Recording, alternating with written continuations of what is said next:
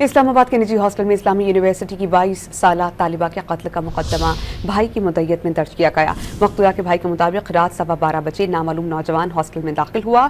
1:30 बजे उसकी बहन कमरे से बाहर आई तो नामालूम मुल्ज़िम ने ज़बरदस्ती कमरे में दाखिल होकर दरवाज़ा बंद कर लिया और सबको खामोश रहने का कहा और बहन को गोली मार दी। पुलिस ने तहक़ीक़ात का आगाज़ कर दिया।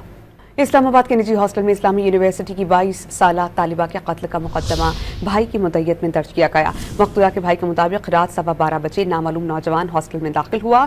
1:30 बजे उसकी बहन कमरे से बाहर आई तो नामालूम मुल्ज़िम ने ज़बरदस्ती कमरे में दाखिल होकर दरवाज़ा बंद कर लिया और सबको खामोश रहने का कहा और बहन को गोली मार दी। पुलिस ने तहक़ीक़ात का आगाज़ कर दिया।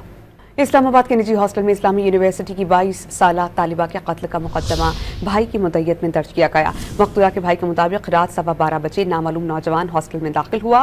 1:30 बजे उसकी बहन कमरे से बाहर आई तो नामालूम मुल्ज़िम ने ज़बरदस्ती कमरे में दाखिल होकर दरवाज़ा बंद कर लिया और सबको खामोश रहने का कहा और बहन को गोली मार दी। पुलिस ने तहक़ीक़ात का आगाज़ कर दिया।